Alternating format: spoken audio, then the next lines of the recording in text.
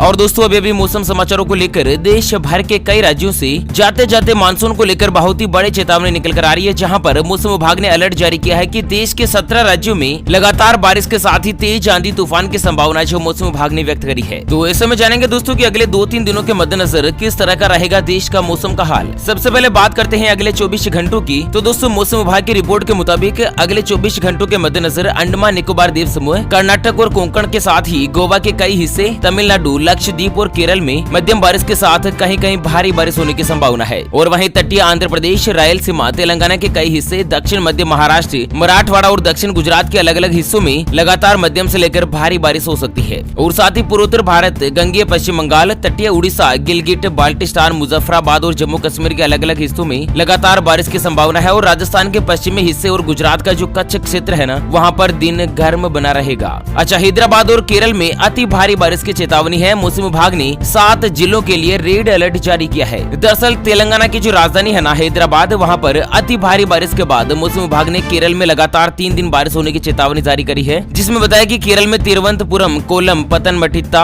आलप्पुड़ा, कोट्टायम और एर्नाकुलम के साथ ही इडुक्की जिले में लगातार 3 दिनों तक बारिश जो होती रहेगी। चलिए अब जान लेते हैं दोस्तों यहाँ पर अगले 4-5 दिनों के मद्देनजर बारिश की जो आशंका बताई जा रही है उसके बारे में। और फिर अंत में जानेंगे दोस्तों की देश के कई राज्यों में भयानक रूप से जवाद तूफान की खतरनाक चेतावनी निकलकर सामने आ रही है, उसके बारे में अपडेट जानेंगे। सबसे पहले अगले 4-5 दिनों की अगर मौसम पूर्वानुमान की बात की जाए तो दोस्तों अगले 4 से लेकर 5 दिनों के मद्देनजर अंडमान निकोबार द्वीप समूह, मध्य महाराष्ट्र, कर्नाटक के अंदरूनी इलाके, रायलसीमा, तमिलनाडु, पांडिचेरी, कराईकल, केरल, माहे, कोंकण, गोवा और साथ ही कर्नाटक के कई हिस्से और दक्षिण बंगाल की खाड़ी में लगातार भारी बारिश होती रहेगी। चलिए अगली बड़ी खबर जानते हैं कि देश में शाहीन तूफान के बाद अब भयानक तूफान जवाद का खतरा, मौसम विभाग ने जारी किया रेड अलर्ट। आपको बता दें मौसम विभाग के मुताबिक लो प्रेशर का एरिया उत्तरी अंडमान के समुद्र में आज सुबह से ही एक्टिव हो गया है, जो कि उड़ीसा और आंध्र प्रदेश की ओर मूव करेगा। और इसी कारण से अगले 12 घंटों से लेकर 5 दिनों तक उत्तरी अंडमान में भारी बारिश की आशंका है। तो वहीं लक्षद्वीप, आंतरिक तमिलनाडु, मराठवाड़ा, मध्य महाराष्ट्र के कई हिस्से, गंगेय पश्चिम बंगाल और छत्तीसगढ़ में जोरदार बारिश हो सकती है। इन राज्यों में रेड अलर्ट जो मौसम विभाग ने जारी किया है। मतलब दोस्तों तूफान का जो सबसे ज्यादा असर है वो उड़ीसा, आंध्र प्रदेश, महाराष्ट्र, तमिलनाडु, मराठवाड़ा, पश्चिम बंगाल और छत्तीसगढ़ के अलावा